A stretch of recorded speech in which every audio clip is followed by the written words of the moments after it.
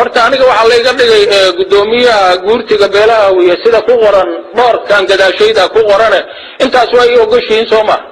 kaaga gacmo waxaan rabaa inaan beel ula hadlo beelaha Soomaaliyeed beesha daaroodaan hormarina waxa ka dhashay ra'iisul wasaare gaar ahaan beesha harti hoos markii la geeyana ma jirteen waxaan ka rabnaa ninkaas waa u bogu weynay waxaan ugu bogu weynay qodobada soo socda Umar Abdi Rashid waxaan rabnaa inay naga wadaan beesha daarood aan ka codsanayna caradoodii inay u ceshadaan sababtuna waxay tahay waxa uu sameeyay cadaalad darro oo waxa uu raray lacagtii qaranka wuxuuna u raray Puntland u raray asay aeroportka yaali jirtay waa maqli jirteen raadiyaha ka maqli jirteen idoo marabna la leeyahay falso weeyay leeyahay anaguna baarkaan dhulka ku hayna waxayna ay qabaan xaq u raray waxaan ka codsanaynaa marka beeshaas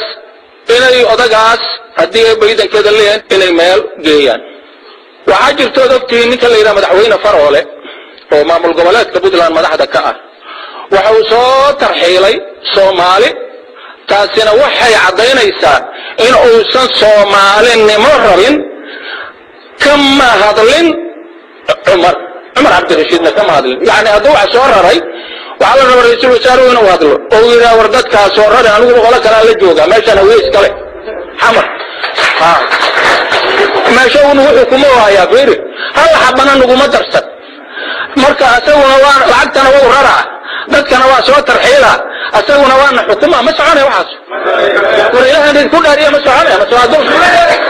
la ilaaha illa allah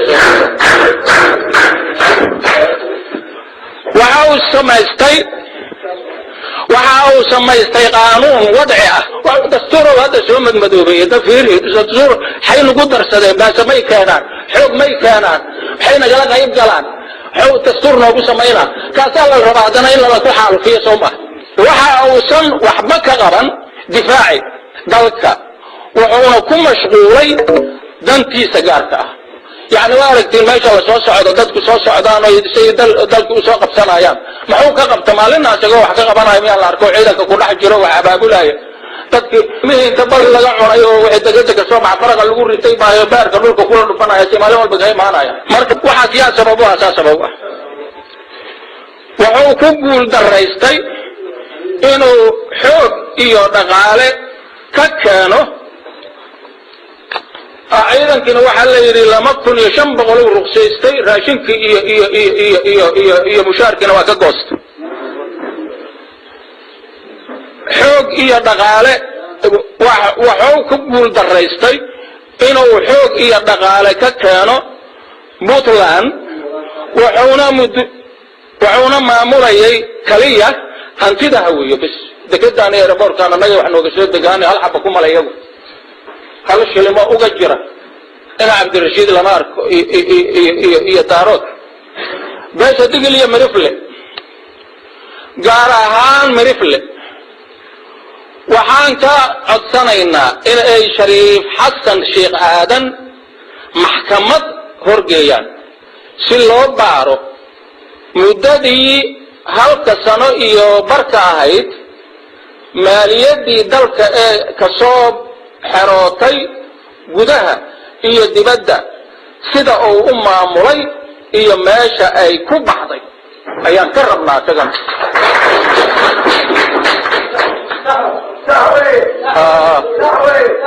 in la baaro ninkan waxa uu ka shaqeeyaa dhibaatada Soomaaliya laga soo bilaabo in bagaati ilaa maanta sababta ku kalifaysa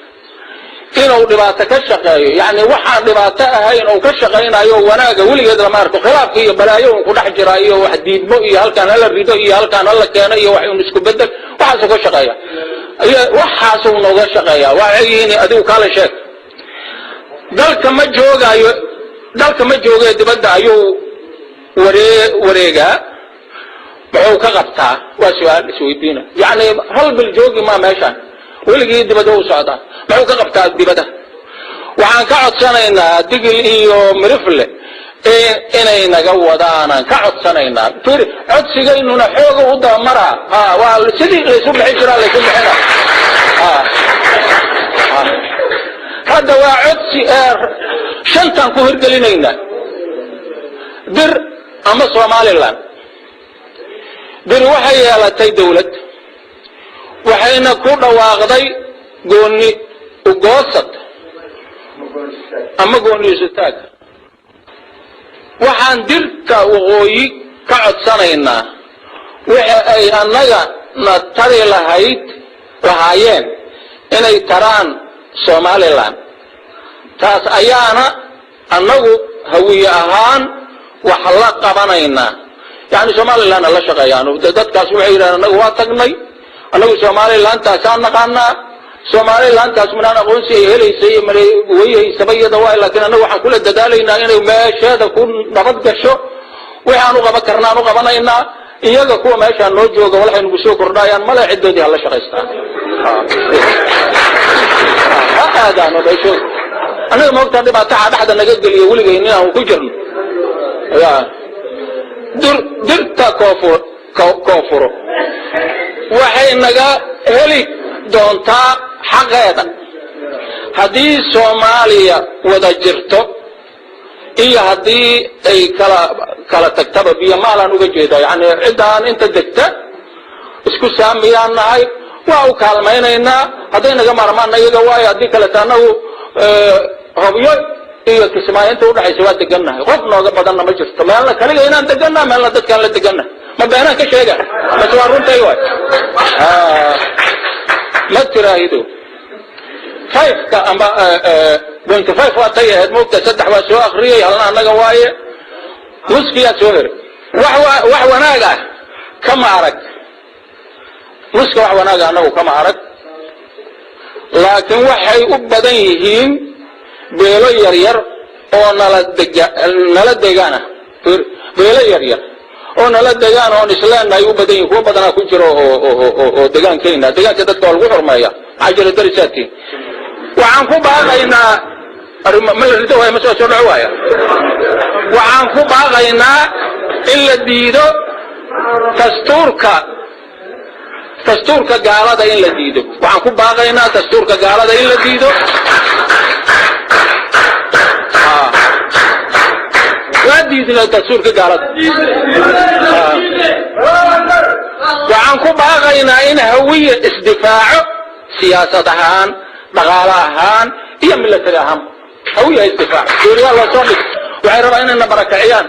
هنا السوريا بميسان اسكبعين المكان وعن كباغينا إن مدحوينه للسوء قول قليانا محاكم إسلامية si degdeg ah sidoo kale in ciidamada loo dhiibo dad khibrad leh daacadna ah ciidamadii hore waana la soo celiyo ciidamada joogana daacad oo ka cunaynin garaamka ka cunayn oo mushaarka ka dilay oo nabad qaba loogu dhiibo wala jinniyo faraqa ku shubanaya cunugina oo meesha ka soo baxaya bareekan وانا كبار ماشي عند كدينا يكسوق عدانا وماشي انا كعشانينا افر وحان كباقينا ان مدحوينه فرقليو هيادها دقالها سيدا دكدا ماليدا اي ايرابوركا لونا ديبو ددقون اي امانو له او هوية ما دام ان سوماليدو وحنقو درسن قف waxaan ugu darsata male meeshayna anagu inaan maamulno waa shilinkayna waa inaan anagu ilaashan warmayna waxa kale oo aan ku baaqaynaa in ciidanka dawladda la siiyo xuquuqdooda oo aan la meermeerin loona xil saaro saraakiil aamina waa unkiyoon ku soo celinayo waaye saraakiil aamina waa inay helaan ciidankaanu